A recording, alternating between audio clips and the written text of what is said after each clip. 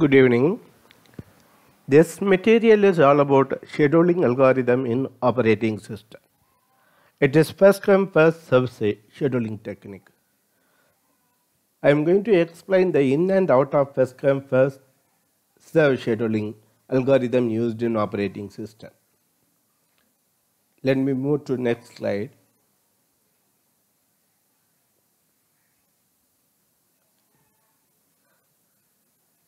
In first come first serve scheduling, jobs are executed on first come first serve basis. The process which comes into the ready queue as first will be scheduled to the processor as a first process. So they are scheduled according to arrival times. Process which is requesting the CPU first is allocated with the processor first. So it is implemented based on FIFO. And the important point about the first come first serve scheduling is it is non-preemptive scheduling algorithm. That means your process can use the processor till the completion of its work. That is the definition of non-preemptive scheduling algorithm. It is easy to understand and implement. But the problem is average waiting time is very high and poor in performance. Before seeing some example in first come first serve, we have to discuss some important terms, technical terms used in scheduling algorithm. The one is arrival time. What is arrival time? Time at which the process arrived in the ready queue. The second one is completion time. Time at which process completes its execution. Burst time is the amount of time the process is going to spend with the processor. That is called burst time. For any given problem, we will be asked to calculate two things. One is turnaround time and waiting time. Here I given the formula for calculating turnaround time and waiting time. In order to calculate turnaround time, the arrival time has to be subtracted from completion time. To calculate waiting time, the burst time is subtracted from turnaround time. Here is the example. We have 5 processes, say P1, P2, P3, P4 and P5. Burst time for P1 is 10 milliseconds, P2 is 1 milliseconds, P3 is 2 milliseconds, for P4 1 milliseconds, for P5 5 milliseconds. So we have to calculate average waiting time and average turnaround time. The processes will be scheduled in this order. So P1, P2, then P3, P4, finally P5. All processes arrived into the ready queue at 0 milliseconds.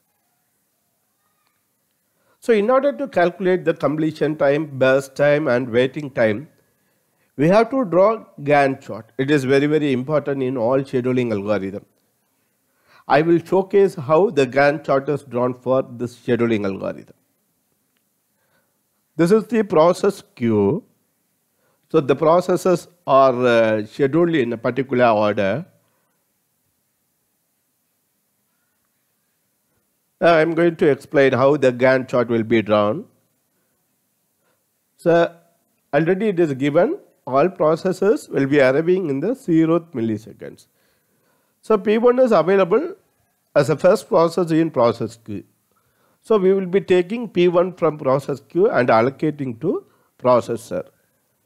It is using the processor for 10 milliseconds. Now after P1 completes its work, P2 is allocated to processor. It is using the processor for 1 millisecond. So its completion time is 11 milliseconds. After P2 and P3 will be provided with the processor and it is using the processor for 2 milliseconds. Its completion time is 13 milliseconds. Then P4 is using the processor for 1 millisecond. Its completion time is 14 milliseconds. Finally, P5, which is taken from process queue and provided with the processor, it is using the processor for 5 milliseconds.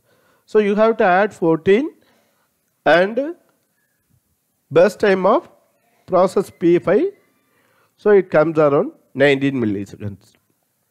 This is how Gantt chart will be drawn for given scheduling algorithm. Now we have to calculate completion time, turnaround time and waiting time.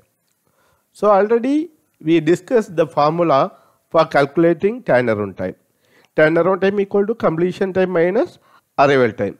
But here the arrival time for all the process will be 0 milliseconds. So turnaround time for all the process will be equal to completion time. Okay, for in our case turnaround time for P5 is 19 milliseconds. Completion time is also 19 milliseconds. To calculate waiting time, subtract turnaround time, burst time from turnaround time. Okay. For example, for calculating turnaround time of P2, waiting time of P2, subtract the burst time of P2 from turnaround time of P2. So turnaround time of P2 is 11, burst time of P2 is 1 millisecond. So subtract 1 from 11, it is around 10 milliseconds. Like we are calculating turnaround time and waiting time for all the process. Then to calculate total turnaround time and total waiting time, add all of them together. Total turnaround time for all the process will be 57 milliseconds. Total waiting time will be 48 milliseconds. Finally, we have to calculate average turnaround time, average waiting time for all the processes. Because in example in problem, we are asked to calculate average waiting time and average turnaround time. So to calculate average turnaround time, we have to divide total turnaround time by total number of processes. So our total turnaround time will be 57 milliseconds. Total number of processes will be 5 milliseconds. So if you divide 57 by 5, it gives 11.4 milliseconds. Similarly, we calculated average waiting time also. Thank you. If you have any question, you can mail me at mail2robertjsj@gmail.com. Hope this material will be very useful for engineering students and other students too. Thank you.